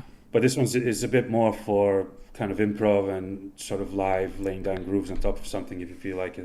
Hell yeah. It's cool, man. It's nice. Yeah, I'm gonna call the nodes object the flower object from now on because I really like that. Sounds better, doesn't it? It totally looks like a flower. It's pretty, no? It's funny. The moment they asked about the flower, I knew exactly what they meant. Yeah, so, right. My first time because I didn't know. And by the way, this is a nod to Lime. I don't know. There's 2 numbers. Yeah. Lime 667. Exactly, Camille. Yeah, and they've actually Lime did 668K. Yeah. That's it, and they actually did the starting points as well. Yeah, I just posted the link to the starting points actually. Oh, great stuff, man! I still have people reach out to me on that. But I'm so embarrassed about the patch that I've shared. It's all the time. It's all the passing of time. But Camille actually shared a patch that was making use of the flower object, and that's where I appropriated it from. So this thing is kind of an amalgamation of that starting points thing, but it evolved quite a lot over the past 2 years. So yeah, I have thousands of embarrassing patches out there in the world. It's beautiful, man. Yeah, no. The thing is, like, human, you have to remember that no sane person like looks at a patch or even listens to something you made 5 years, 10 years, 15 years ago and thinks, oh, they must be doing exactly the same thing still. For sure. I mean, especially Max users, they understand. We're on a serious progressional path. Just keeps going, man. Yeah, I mean, it's just, and it's part of Max continually being developed too. I mean, it's just the way it goes. A few more questions here. Sure thing, man. Let them rip. Let's see. Do you use any physical controls with the patch? Like, do you have any MIDI or keyboard or? I do actually, yeah, and I use Mira quite a lot because I have an old iPad. Mira! Shout out Mira! Shout out to Mira. I'll try to show it without ruining the whole thing here. It's a very simple interface. It's right there, right? Nice. So it's tracks like solos, mutes. Yep. And there's this thing. Actually, why am I showing my iPad? I'll just show you on the screen. Just give me a sec. That was mental. Right. Yeah. So this is this is the UI that's on Mira. Yeah. Exactly, man. So these are just the tracks that I'm using, right? And there's this little thing here. There used to be a thing here that I actually deleted today that lets me configure the output for the send effects in Ableton, where I'm actually sending the data into to trigger the synth. But it's a bit unnecessary, and I'll show you the Ableton part as well if you'd like to see it, because there's some cool bits going on. And I just lost connection to the Max Patcher over here at Mira, so I'll have to restart it. But the thing is, these are just tracks, and this is like the previous next slot. It lets me sort of switch preset slots, but it's tied to the downbeat. Yeah, it's quite nice, and I can choose if I want to. How would I explain this? If I set this to 1 and I hit next slot, it's going to wait 1 revolution before it switches. If I set it to 8, it's going to wait 8 revolutions, and then on the 9th downbeat, it's going to swap presets. Right. So it's quite nice if you like to build some tension, or if you want to build a moment sort of, and approximately when you want to do the change, and you have like 8 bars or something like that to kind of fiddle around with the effects and whatnot. You can set this to 8. Trigger next slot and just jam around with the effects until the change, So that's to the drop. Exactly, man. But it's all very simple. I love it. This is actually your quantizer, by the way. Shout out to Tom Hall, everyone. Okay, so one question is, and I think I know the answer to this, but like Make SWG is asking, is this there's a few questions here. Is this a Max project and the main patcher has the tabs and much of it is a single Max pat as B patches with UIs? It's all separate patches, and the reason being is... But you launch it as one main patch, right? Well, there's a couple of things. Wait, give me a second. I'll show you what's going on in the Ableton side. I think it's going to be a bit easier for people to follow. It's just a test by a time accuracy test. Right, there's a couple of things here, right? Can you see Ableton, right? Yeah. Right, so this is just a project, right? But when I load up my synths, so all my VSTs are contained within a Max for Live device, so that I don't have to send program change messages, but I can send preset messages the same as it would be if I hosted a synth in Max. Yeah. And then I have, and this is actually the thing. This is the poly slots, just the same thing. Like it works the same way that the whole rig would work, like the Autechre style rig works the same way. So I have three FX slots here. I have the presets, and then I have this thing which is like a butchered version of Ifta. Shout out to Ifta, and my apologies if he ever watches this. I've spent a lot of time over the past 2 years sort of butchering the variations device that he shared as part of his performance pack, because I like when he shared it, it was just at the time when I was picking up Max, and I was like, man, there's so much opportunity here. And as you can see, I like the UI is gone, everything is gone, it's just completely butchered, but it works. So there's these, and this is all launched as a single project, obviously, and they automatically load in their corresponding JSON files. So I have like unfiltered audio, shout out to Josh and Mike again. I have 2 battalions playing, I like to put them up against each other. It creates all sorts of interesting things. But they all instantly load their corresponding JSON. I have a couple of zebras here, zebra 3. Shout out to Urs. And Damn, this is actually Serum. I love how you're leveraging Ableton as like this as the synth host. This is easier, pretty man. neat. It's like the preset. I don't know how. I'm not 100% sure how Ableton handles threading, right? And there was a lot of talks about it all being in a single thread and whatnot, but I don't know, for some reason, and I've built this whole setup in Max times over. Yeah. For some reason, sending messages from Max to live and swapping presets, like there's 10 synths here. Yeah. They swap instantly, man. No hassle. And one thing that's cool, because I'm sending all my MIDI data via UDP. Yeah. And the reason why I'm doing that, and I got a couple of questions in my DMs over the past few days about this. The reason why I'm sending it via UDP, and you don't really see it in this project, and it's a shame, but what this allows me to do is if I send data via UDP, it frees up the MIDI channels, meaning I can have automation within clip slots. And the way my variation port is set up is it remembers which clip was playing when I save the preset. So I can have a bunch of effects here laid up, and they can all have like a modulation. I could be modulating parameters from the clip, and I can still receive MIDI data. So nothing like when you're just sending MIDI data into Ableton, you can either have it play the data that's in the MIDI clip or the data that's coming into Ableton. You can have both.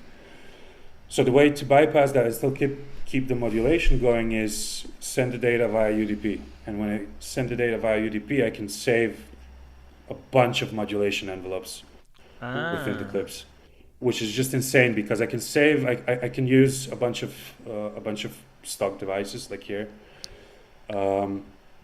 modulate the hell out of them.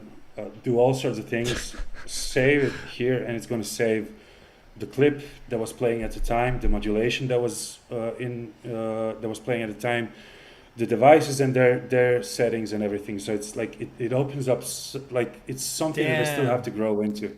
Like it's such a wide area. This is such an incredible approach. It's amazing, but it's a bit scary, man, because it's so much. There's so many options here, and like you don't want to ruin it. Yeah. And I'm using some hefty synths as well, so it's like, do you really need external effects and whatnot when using synths like, Vital. I mean, Vital is, I really like Vital a lot. I love it. This is actually not Vital, this is Serum, because I have some issues with Vital and Preset Recall, but man, I've been using Vital is the first plugin that I've ever used, and it's just phenomenal. I've sort of learned conceptually sound design with Vital, to be fair. Yeah. It's solid wavetable synth. Yeah. Yeah, man, and it's free, man. It's like it rivals many paid synths out there in all sorts of ways. But yeah, these are all launched as separate. This is all the same patch. And so all the sound is processed through Ableton, right? Exactly, man. Yeah. Exactly. Yeah. And then I have a couple of instances. Sorry, I have this thing here that's blocking my view, and I can't see the tab here. But I have the hub, and then I have 3 of these patches. And each of these patches is going to a different synth context in Ableton. Is that right?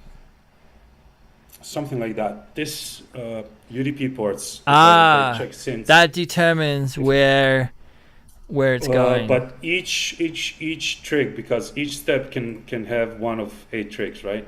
You can have 1 to 8, and I can send I can choose.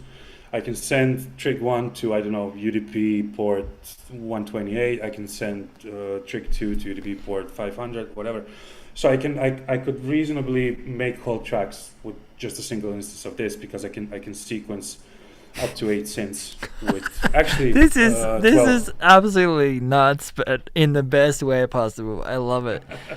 It's a bit wild. Like I'm trying to scale back, Tom, to be fair, because I've this is no. I mean, I don't know if I think if you can handle it, if you can You've built yourself a Lamborghini here.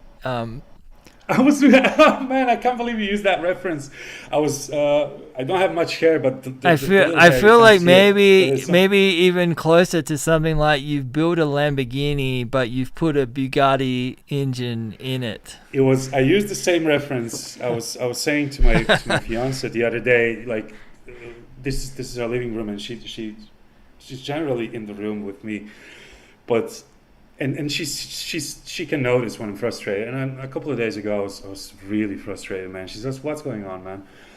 And I says to her, Patricia is her name. I said, "Patricia, it's I've built a Lamborghini without knowing how to drive, man. And it's a bit hectic, man. It's a bit hectic. I'm just gonna wrap myself. I love around it. the I pole love in a it. minute. I mean, But it's beautiful because I've at the end of the day, that's what I wanted to. Like I wanted to build a system that I need to grow into. You know. I wanted something that really takes some time to sort of learn, and I wanted to well, build it's an a implement. system that you can. It's something that you could spend a lot of time with, I think, and Exactly, man. still be Exactly. surprised. And now that I'm, you know, that I'm preparing this live set, it's like I'm noticing different aspects of it and different quirks and things that I didn't notice before because I was so entangled into the programming aspect of it. I didn't really think much about, you know, testing it. I was posting a lot of videos, but you know, a 1 minute, you know, a 1 minute jam isn't really reflective of what the system can do and what I can do with the system. Yeah, So totally. it takes a while, but it's a beautiful journey, man. It's quite nice to be able to feel myself getting a grip over a system that I've been building for over. It's fun. I mean, it feels like everyone in the chat is suitably impressed. So, shout out to you. Cheers, There's people. one other question here. I want to just wrap this one up for make SWG. Is the second part of the question was how is the pitch and transpose menu driven multi-page UI done? Is that just like a B patcher and it's just changing the position in the B patcher, or? I don't think I fully understand what the question is. I think you have the, you know, down the bottom with the flower, you have the pitch and velocity. I think there was also a transpose, or maybe that's. Oh, this, yeah. Are we talking about this part? Yeah. I think so, yeah. Or it If could have been. This is super simple, really. It's just the live grid outputs a 1 whenever there's a trigger that advances the state of the Markov chain, and based on the state that I set, it outputs, you know, one of 6 nodes Right. here, you know.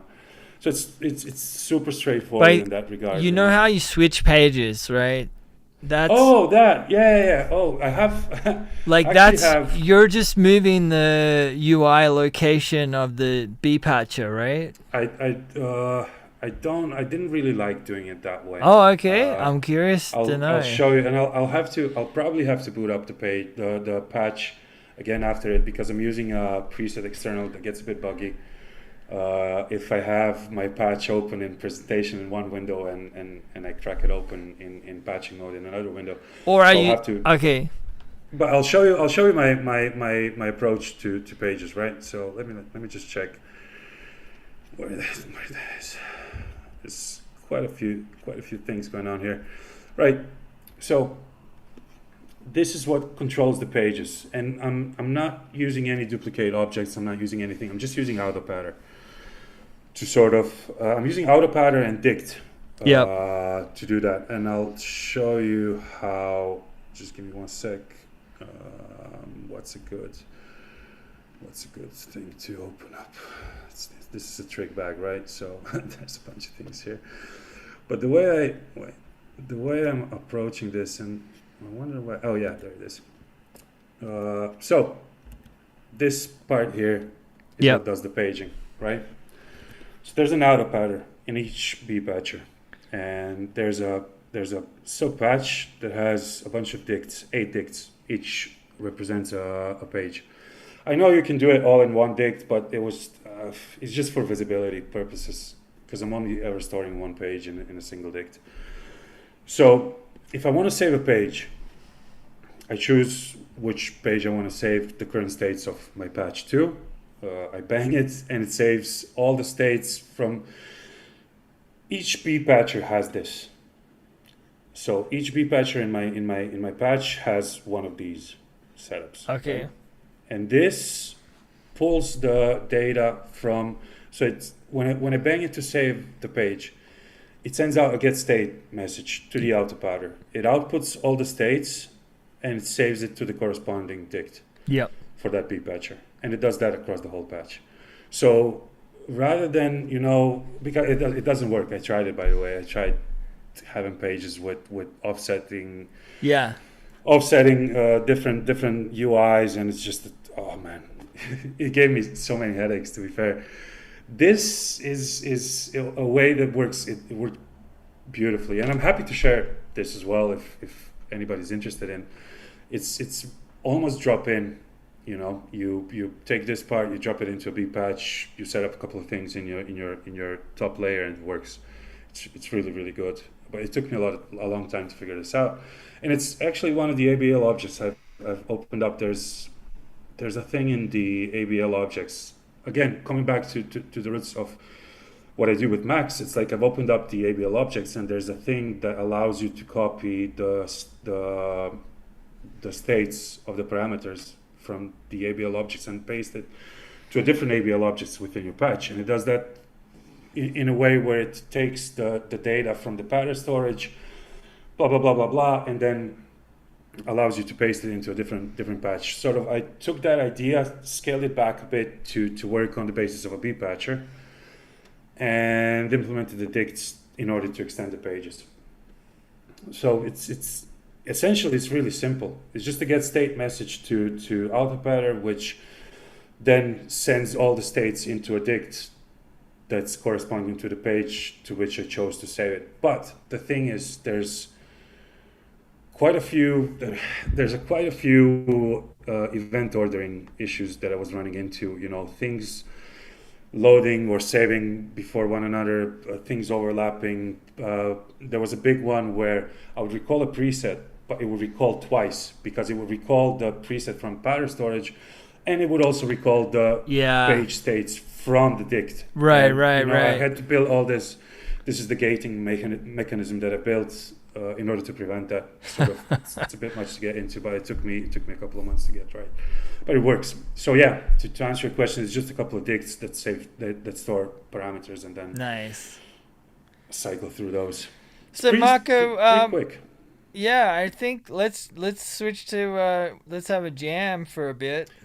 For sure, man. I'll if any more questions come in while Marko's jamming, let's give it a good 5 or 10 minutes if you want to play us a mini set, and then for sure.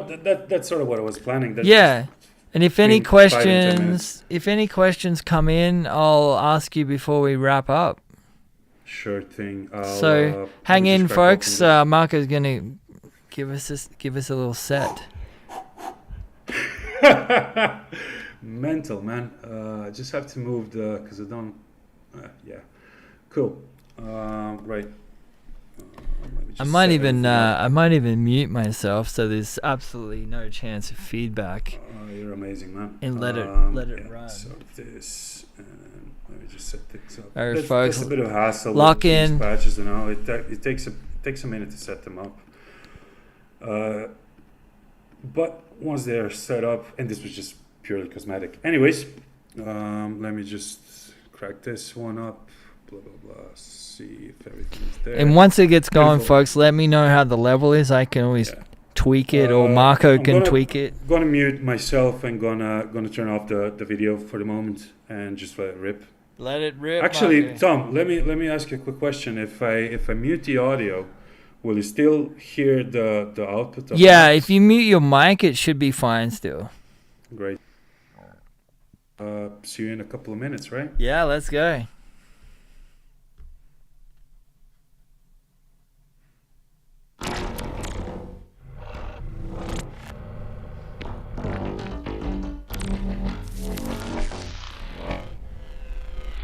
Hey Marko, I think you can bump the gain a few dB, main gain.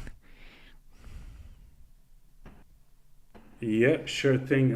It's a bit of a messy one. What I'll do is I have to remove this one from pattern because it's all It'll keep patternized changing. and Yeah. it's so I don't have to keep changing it all the time. You can. I think you can just turn it up on the sidebar. Oh, you see, that's one of those Max things. I never 9, use baby. that. Max I 9. really never use that. Right, You can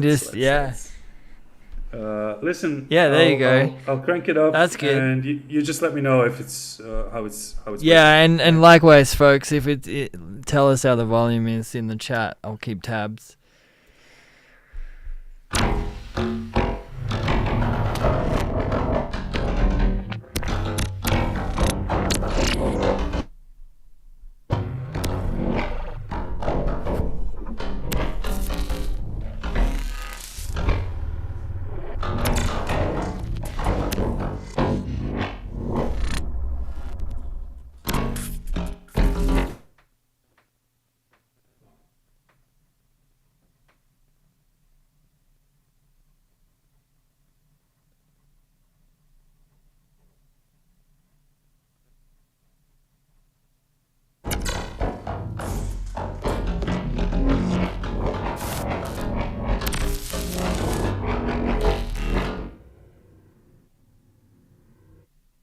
Sorry, Tom. I'm having some issues here. Not sure why.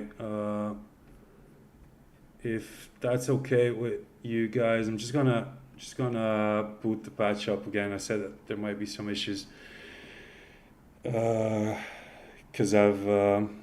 it's all in read-only mode, and sometimes it just can mess up a couple of things when I take it out of read-only. So if you bear with me for a second, I'll just open them up again. Yeah, no problem. Yeah, sorry about that. All good. I mean, we've been messing around in the patch for a good while now, so it makes sense. Start a fresh state.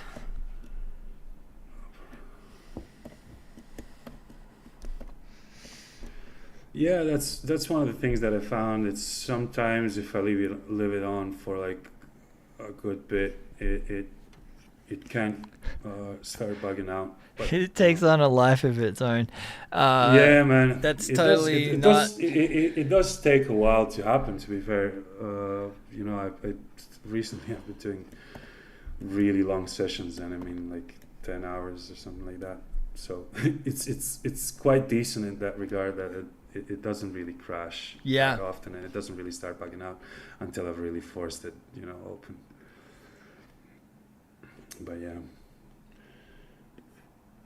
that's the only thing that was a bit troublesome with the whole rig and everything, because of you have to set it all up every time you you want to try and work with it, but it's much better than it used to be.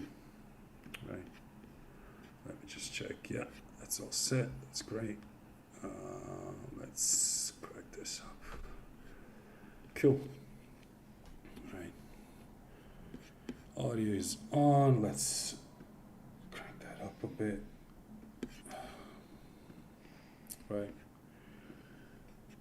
It's just the thing here. I don't know. You guys probably can't see that, but I can't really hide the toolbar on top for some reason. The zoom toolbar, it's just messing me up. There we go. It's fine. It's all fine. Let's check. Yeah, all patches are here. Right. Here we go.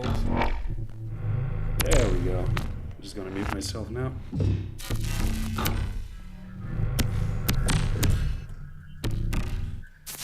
How's the audio? It's all good? Yeah, all good.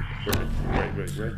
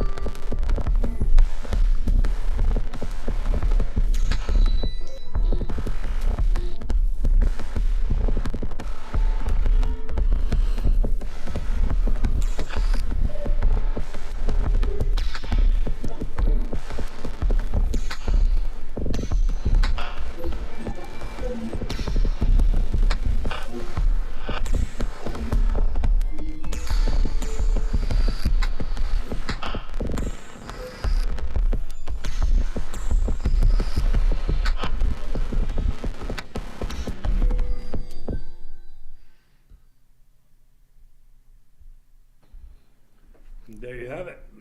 I hope the Damn. sound went through, man. No, sound was excellent. I was ready for another hour. I was just put my feet up. Um, Oh man, hopefully it'll get to that point. It's quite hard building a man, live set, man. It's my first proper time building something like that. hell yeah, And it's pretty hard work, to be fair. hell yeah, nice. Well, Marco, it's clear to me that we're gonna have to have you back.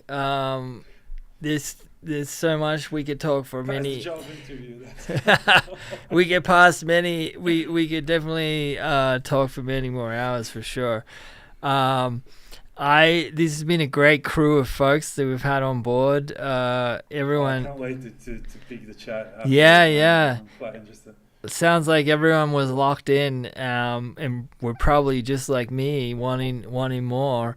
Um, before we wrap up, what are you planning to release some more material in the near future, or Yeah, man. So I've a couple of things lined up. I've mentioned the project that Josh from Unfiltered Audio invited me to collaborate with, which I've submitted a composition for, and that's going to take place in LA over the coming days. So that's done, but I'm currently in the process. Mainly, my most of my time is being spent building the live set, which is going to be for hoping for a certain duo when they come to my hometown to Zagreb on their next tour. I think most folks probably know who I'm talking about. got the green light here from Sean to sort of hint at it a bit.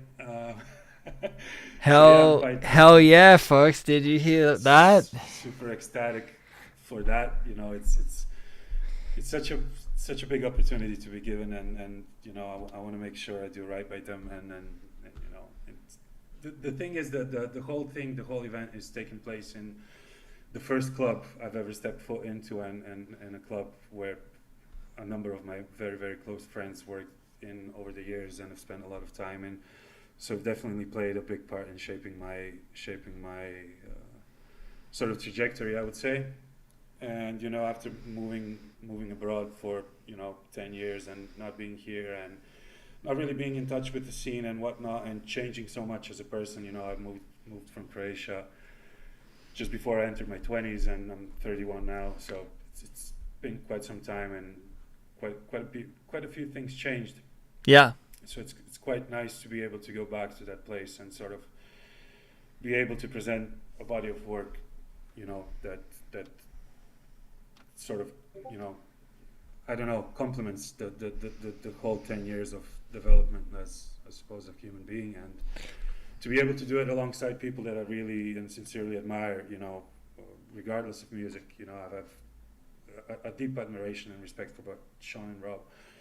To be given a chance to perform this material, you know, alongside them, it's just one of the most beautiful opportunities I've ever been given. So I'll really do my best to make right by them and the people who come to listen to the set, you know. We're all looking forward to maybe a board recording from that set. Oh yeah, for sure, man. For sure. And I think everyone here probably agrees that you will be, no doubt, an excellent addition to the bill to join those guys. Yeah. Thank you, guys. Awesome, folks. Well, we're going to wrap it up there. Marko, Prsa, aka mod.cycadia. Marko's incredibly approachable guy. Check him out on Instagram. He also has a Bandcamp. I'll post up his Bandcamp here in a second. There's not much on it yet, but there isn't, but there will be. And I mean, there's something there. There's something pretty cool there that folks could grab. It's actually a set that I've made. It was not a fully live set. It was sort of a hybrid, because at the time I was still sort of developing the system that you see now. It was a bit different at the time, but it was actually a set that I've created from scratch in like the span of 5 days for a sort of installation / exhibition that I did with a couple of friends, for a couple of different friends that opened up a gallery here in my hometown. So nice. It has a really, really, really nice place in my heart, you know. Hell yeah. Nice. So thank you so much. No problem, Marko. Okay, folks, we're back next week, next Wednesday, with Kathy Van Eck, who is an educator and also an artist. Definitely someone. Kathy has been around in the Max community for a long time, incredibly versed in Max, so definitely want to tune in for that.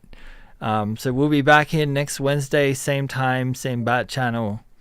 Thanks again, Marko. Adios. Thank you, guys. Thank you, Tom. Thank you, Cycling74, for having me. Really appreciate this. Our pleasure. Cheers. Stick around a second, Marko.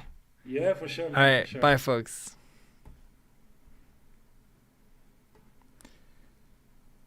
Yeah. Oh, man, that was a trip.